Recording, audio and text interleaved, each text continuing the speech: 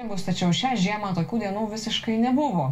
Jėgos aitvarų instruktorius džiaugiasi, kad bent ledas žiemos gale užklojo ežerus. Pačiūžos ir slidės su jėgos aitvarais ant jo puikiai skrieja. Tik pavojų čia yra visokiausių, tad reikėtų nepersistengti. Iš Šiaulių viską rodo mūsų kolegė Ligita Gorodnečenko. Labas vakaras, Lietuva. Tai socialiniuose tinkluose visą savaitę stebėjau vairius draugus, pažįstamus, visi ant ledo su pačiūžomis čiuožinėjo ir džiaugiasi ledu. O šiandien aš paklausiu, kaip entuziastai dar išnaudoja ledą. Labas vakaras. Labas vakaras visiems. Tai Artūrai, sakykit, kaip jūs išnaudojat tą ledą ir kokia ta šiemet žiema buvo?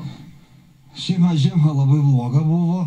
Net nesitikėjom to ledo, bet o dabar mums gamta palepina ir patikė gerą ledą, sąlygas gan geras.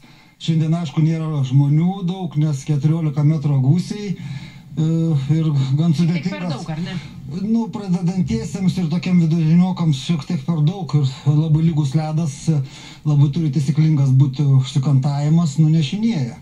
Ir pakeliant aitvarą turi labai viską gerai galvoti, nes jeigu kokią ledo gabaliuką užsikabina už stropo ar kažkas, kaitas gali susisukti, išsiversti, nu, gali turėti problemų. Žodžiu, turi suprasti, ką darai, kaip darai ir su kom darai. Su jėgos aitvaru, ką galima daryti ant ledo? Galima daug ką daryti. Pirmiausia, tai daugmaž, sakysim, 99% žmonių važinėja. Tiesiog laksto. Galima, šiandien 14 metrų, apie 100 km galima kažkur tai važiuoti, nežinau.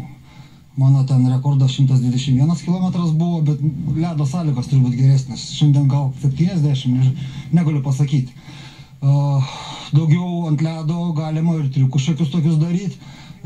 Nepakilęs ore priminėti barą už nugaros, ten sakysim visokius svičius, ta prasme, atbulin važiuoti, posūkis labai smagius daryti, vieną pusę į kitą. Žodžiu, yra ką veikti, tik tai tiek, kad ant ledo, jeigu tos triukus darai, pirmiausia, turi mokėti ant sniegą. Jeigu ant sniegą nemoki, čia per kantavimas kitoks užkliūna kantas ir tu griūni atbulin, galvą duodi kaip asfaltą, netgi šalmai skyla, ten būna visokių, reikia labai atsargiai. Turi žinot, kur jos skaudų ir ne per tokį vėją, čia realiai per kokius 7-8 metrai, per 14 aš nedarau. Bet ir pagal ledo būklę ir pagal vėją irgi renkatės, kas ant kojų bus, ar ne? Jo, šiandien pasiėmiau ir pačiūžas, ir pasiėmiau kalnų slidės. Nes su pačiūžom ledas lygus, kaip ir viskas tvarko, bet vietom yra sniego ir yra tokie ledo gabaliukai. Ir gan didelis vėjas, šiaip šiandien su 9 metrais skaituosiu, o jau su pačiūžom 7, 6 ir 5 užtektų, nes pilnai tos traukos užtenka.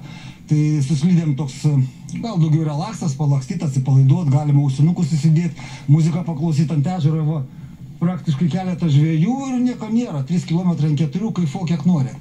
Jau paminėjot prieš tai sniegą, esam ne kartą jūs filmavę ant sniego, įspūdingos pusnis, šiemet pavyko su jėgos aitvaru ant to sniego užlipti ar dėja?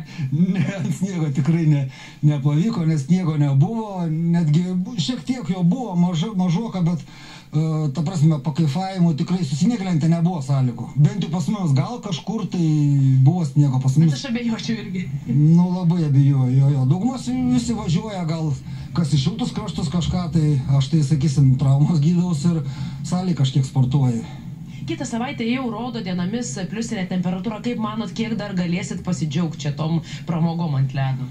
Nu, ta pliusinė temperatūra visai nebaugina, nes jeigu bus +2 ar +3 ir va toks va vėjas, tai čia ant ledo bus -7. Tai tas ledas gali laikytis, yra buvę tokių dalykų, kad aš ant ledo važinėjau, o jau visi atidarė sezono jūrai plaukėja. O mes dar čia Šiauliuose, nes pas mus pirmas ledas išeina ir paskutinis praktiškai dingsta. Nieko, gal kitais metais galėsit ir ant sniego, ir ant ledo daugiau, tai dabar ačiū už pokalbį. Tikėkime, ačiū, sėkmės visiems.